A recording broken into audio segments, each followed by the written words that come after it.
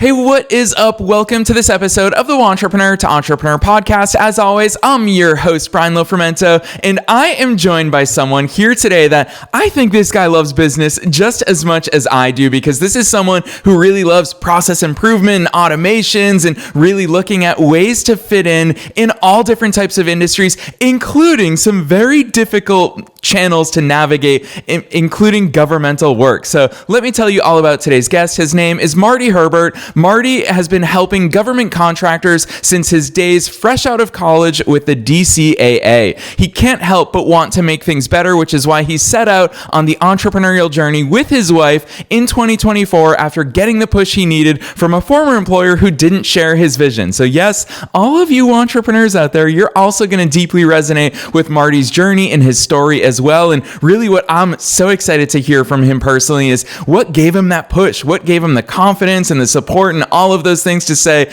you know what, I have the expertise, I have the skills, I have the experience, and I'm going to go out and start my own business. Outside of the office, he's an Eagle Scout, he's a dad, which I love the fact that he says that it also guides the way he runs the business side of his life. And what I think is really cool about Marty is that when I talk about his love for business, I also am going to lump in his love for entrepreneurship, because this is someone who embraces freedom in all the ways. He believes in a 4-day work week. He believes in bonuses for all. He's trying to build a company where the employees are the life force of it, and he's guiding those changes. So we're all going to learn a lot, not only from his expertise, but the way that he thinks, the way that he grows his own business. So I'm excited about this one. Let's dive straight into my interview with Marty Herbert.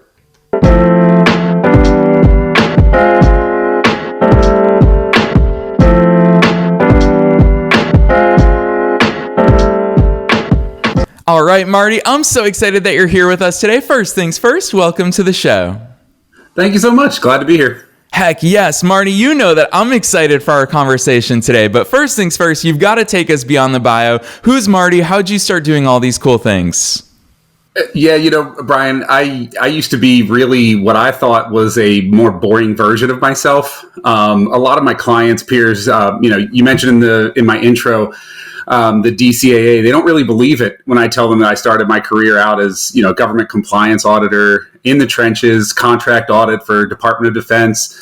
And that's perhaps one of the driest and really monotonous things you can do right out of college, right? But somehow I found ways to kind of make that a little bit more interesting, did some computer audit techniques and things like that, and kind of made the most of it. And then I even spent some time as a stuffy director of finance, if you can believe it, and an introverted internal auditor, kind of hiding away in my office. And it really wasn't until I started thinking about myself differently that I realized I wasn't as much of an introvert as I thought. At one point, I turned my perspective of government contracts compliance, even into a blog that was getting around 1,500 reads a month. So, think about taking a dry topic like contracts compliance and turning that into something that somebody actually wants to read about. So as I look back now, even early in my career, I wanted to train people. I wanted to speak in front of big groups. I wanted to share what I knew and really help to not just convince people around me, but really help them to understand what it is that I understood about things like compliance and auditing and accounting and kind of all that back office stuff. And I didn't do it necessarily for the fame and fortune, but really just from a place of wanting to help people. I really enjoy helping people and businesses, of course. It's part of the reason I earned my Eagle Scout whenever I was a teenager, why I've taught introductory accounting classes at the local community college, and really why I do what I do now. Of course, we never really escape our past. So, whether it's government contracting, auditing, compliance, all those boring things, accounting, it all kind of runs underneath of really the key business processes that we address at HI&I.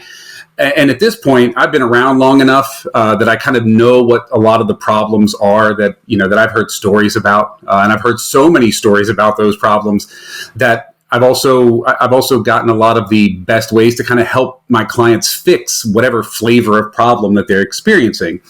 But I'm getting ahead of myself. So, the origin story really goes back to 2021, 2022, of course, post-COVID. I had been working in business process improvement at that point for somewhere about 10, 12 years. And my wife and I have both worked in government contracting for about 20 plus years at that point. So we started kicking around this idea of starting our own business. So of course we did all the fun stuff. We brainstormed, we mapped, we listed, we talked about the colors and the names and the logos and, all of that, all the fun things about starting a business. But of course, there's that reality. So like a lot of people, we were comfortable where we were until all of a sudden we weren't. So at the beginning of this year, my former employer had decided it was time for us to part ways because they had kind of too much help at the top or whatever. And thankfully, they let me go easily. I kind of landed softly, had a couple clients that came along for the ride. And the relationships that I had built really lasted through the transition and into the dream we had. And of course, I'd be remiss if I don't mention, the founder, Jessica, she really calls the shots, but she is actually the true introvert in this, which is why I'm here with you today.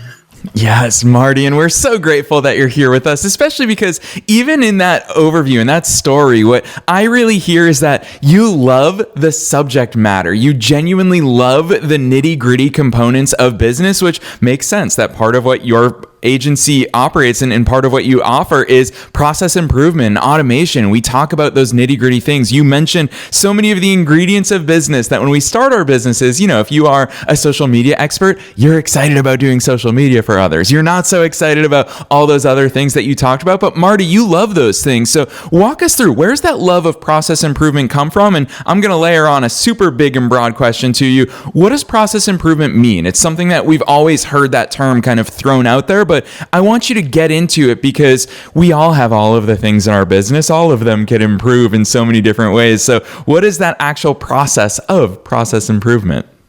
Yeah, I'm glad we start there because, everybody starts to talk about business process improvement. And especially right now, you hear about business process, you hear about AI, you hear about machine learning and all of these other things that can be helping. But really what business process improvement is truly what it says it is. It is improving the process of business. So it is the back office. It is the operations side. You name it. If it's something that businesses are doing, there's a way to do it better. There's a process there. Now, what we find a lot of the time is that our clients don't necessarily know what that process is. They may understand that they get up and they go out and they stamp the widget and they put the logo on something and they get things out the door. But what is that step-by-step process? So a lot of what we do is we help our clients to figure out what it is that they do. We help them document that. We help them figure out the better way to do what it is they're doing because they wouldn't be coming to us if they thought that everything was perfect. So with the business process improvement, it includes things that fall under this umbrella like business process management. How do we do each step of the process? How do we know what step of the process we are in whenever we are putting together that thing? Then there's also business process automation, that automated piece of things like AI, things like robotic process automation that you hear a lot of these buzzwords around. And then, of course, for us, really where we thrive is in those human-centered processes. And that's one of the things that so often we get caught up in the technology side of things and how can technology make us better? And it can. But we can't lose sight of the fact that there is still a human behind the keyboard. There's still a decision that needs to be made that a lot of times has to be driven by somebody looking at the form, looking at the spreadsheet, looking at whatever it is that they need to make that decision in the best way possible. So for us, it's really about taking that business process improvement umbrella and making sure that our clients get the best process from what it is they have, whether it's out of the current systems that they have, whether it's layering on some form of automation and routing, or if it's just about talking through with them, how can they do it better? Because sometimes just walking walking down the hallway with a client can help them understand better what it is that they're doing and how they're doing it. We take all of that and we apply a Lean Six Sigma methodology to it. So it's really about reducing the amount of variance in what we do so that we say what we do and we do what we say. Yeah, Marty, I love that overview. I really appreciate the fact that you call out the human element of it, because one of the things that I've long pushed back against is that phrase of B2B. You know, we talk about B2C businesses and B2B businesses, and we make it seem like business to business, that we do business with other businesses, but ultimately it's still people, it's still humans that are deciding to do business with each other. And I would say it's even worse in your industry, where we talk about the world of government contracting, and the government, almost people view it as an entity that operates in and of itself, and they forget that the government, again, is just a group of people, some elected, some not elected, but ultimately it's just people making those decisions. And so I want to go a little bit deeper there, because when you talk about, you know, people decide to reach out to you and people decide to work with you, that means that there's a pain point. I often find that most pain points, the most actionable pain points, I'll say, are ones that are costing us money. When companies say, you know what, we're losing revenue, or we're up against a wall where we've got capacity issues. That's one example of reasons why people address issues. What are some of those pain points that you see in your vantage point that cause people to say, okay, it's time to take this stuff seriously and get some help?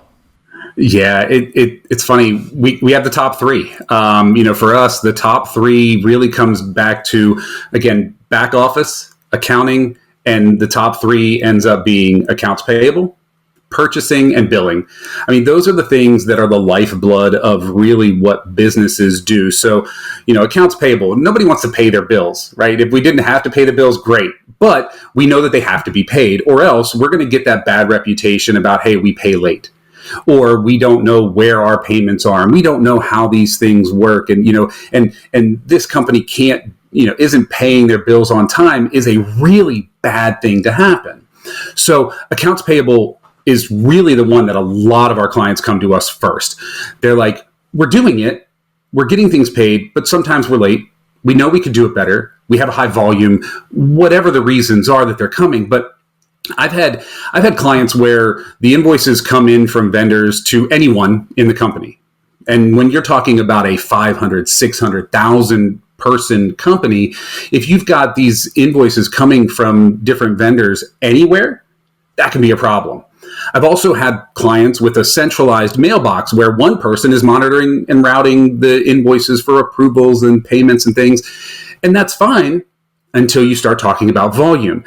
I've also had clients that, rely on really a sophisticated assignment by, this vendor goes to this person and they've got a whole team of their accounts payable clerks.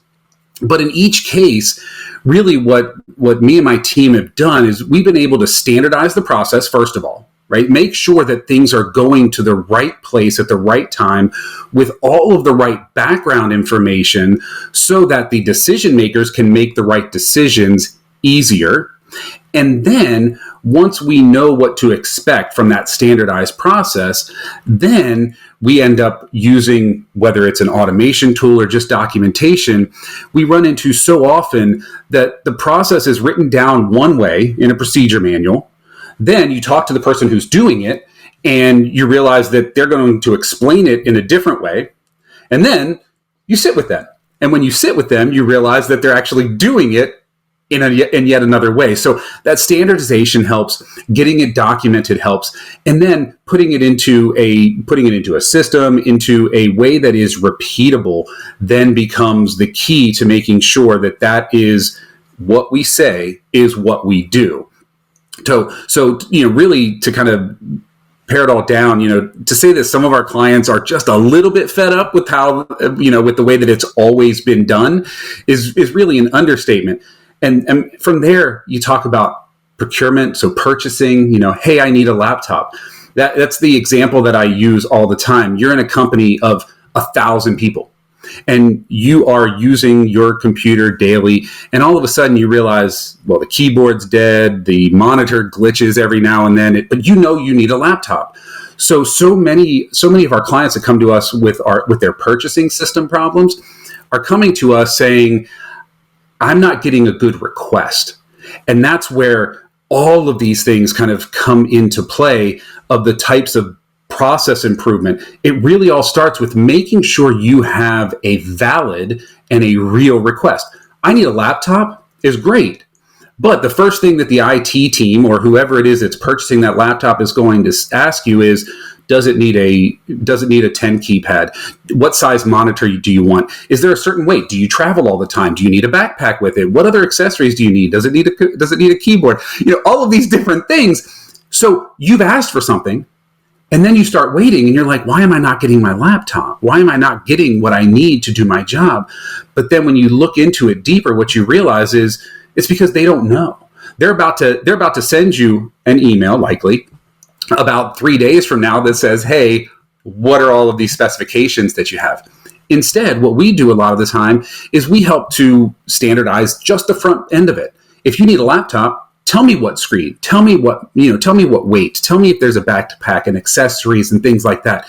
Give us the details of that request so that there's not, right from the beginning, there's not that loop, that constant loop of what about this? What about that? Get all of those questions answered right up front, because in a lot of cases, the person receiving that message, again, that human-centered design, the person receiving that message already knows what they need to know to make the decision and to make the purchase, to get the accounts payable routed the right way, to get the billing out the door to the right customer, those kind of things. So whatever process it is, the person who is looking to bring in whatever it is that you're requesting knows what they need from you. They just need you to offer it to them in a better way. And that's a lot of the time the problem that we're solving right up front. Yeah, Marty, hearing you talk about this, you're making my job very easy here today, because I want to talk to you about Six Sigma, and hearing you talk about the words like processes, and of course you're talking about standardization. Typically we hear Six Sigma talked about traditionally in the manufacturing sense, but it's very clear to me here today that you've taken the principles, the strategies, the fundamentals, and the way of thinking and applied it to, really, it sounds like most business problems. You can boil it down to find those effective solutions. So I'd love to hear some of those principles and the way that you've taken that Six Sigma approach to find those solutions for all different types of business problems. Yeah, and it's funny because you're absolutely right. Whether it's Lean or Six Sigma, on both sides of the Lean Six Sigma moniker, it really does apply a lot of time to manufacturing. And it's funny because we've taken that, what they call rapid prototyping in manufacturing, and this idea of, we give you a minimum viable product, and then we continue to build that up and until you're super happy and we can go to release. Well, the same is true in business process on the back office side, in your operations, and in those things that don't necessarily involve a thing, but they involve the people, and they involve the process, and they involve the throughput. So thinking about Six Sigma, so it's about variation, right? So every time I do something, I want to make sure that I'm doing the same thing in the same way. So again, going back to our purchasing example, when I go to purchase a laptop, I want to make sure it's a Dell and it's a 17-inch and it's a this and it's a that. I want to make sure that there's some standardization in what we buy, but I also need to make sure that there is standardization in the process to get there.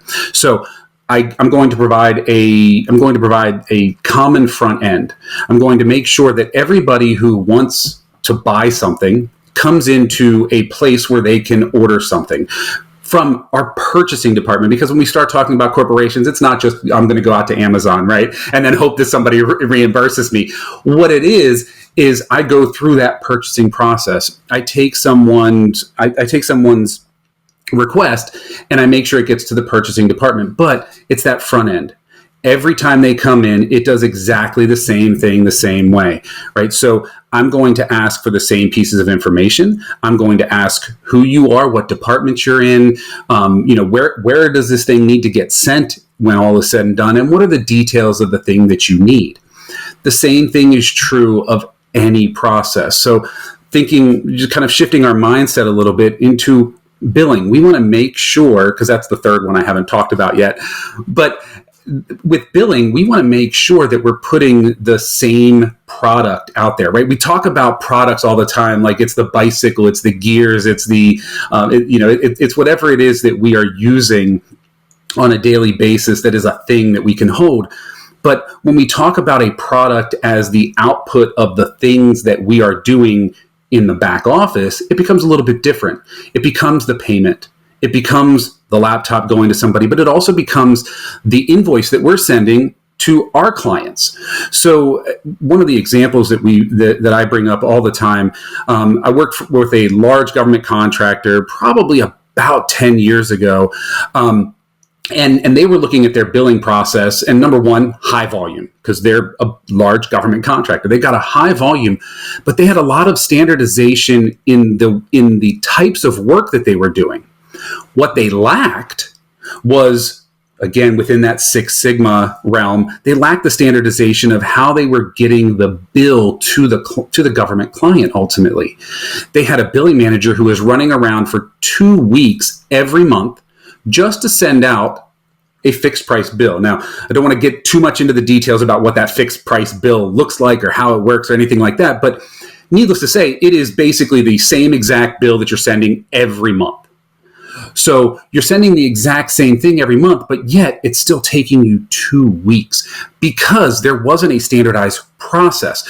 There wasn't a way for the billing manager to make sure that the billers were getting the information out the door in a timely fashion. So what we did is we went in, we designed a system that involved her pulling a report that she was looking at anyway.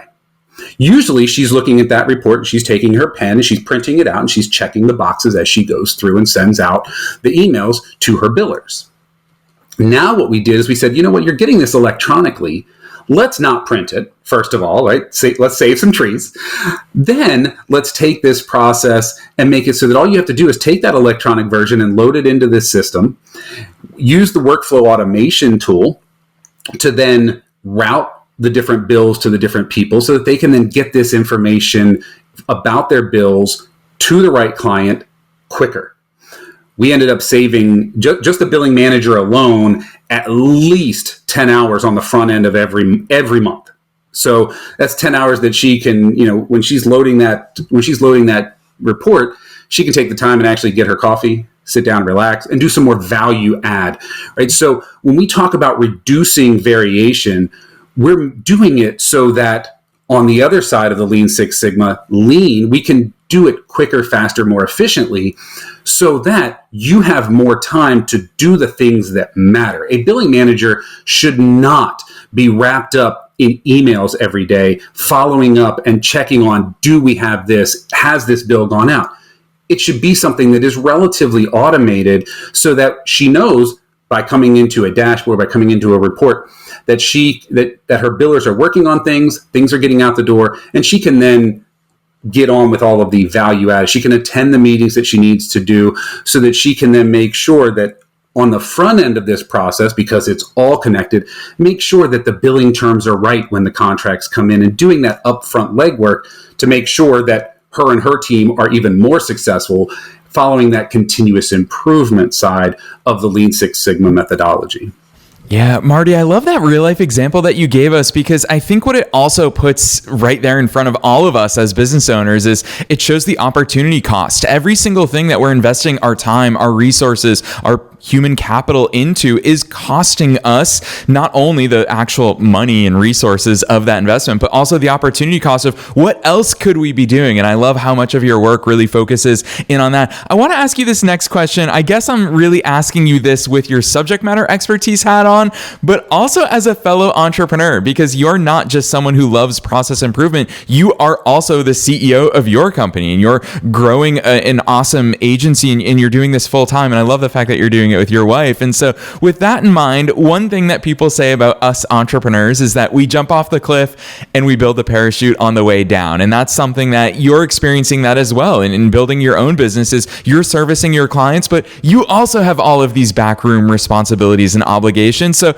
my question to you is, how much for us as entrepreneurs and for business owners at all different levels, how much of this work is stuff that we should say, okay, let's not solve problems that don't exist. Let's handle things as they arise, versus that age-old question of, should we prepare? Should we plan and start putting things into place that we know we're going to face down the line? I'd love to hear some of your insights there.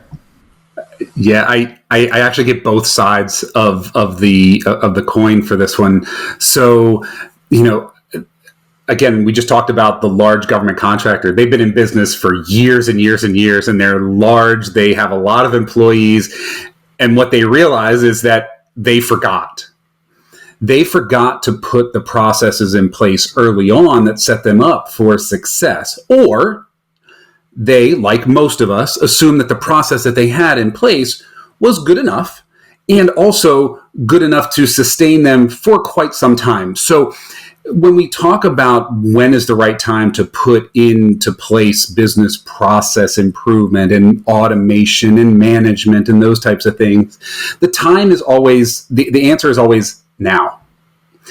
Whether we know exactly what we do now and we want to codify that so that we then can do it the same way every time, or if it's something that we don't know and we just need that advice on how do we do it better later, the answer is always now. We should at least be thinking in terms of what are the things that we have to do, right? And you're right.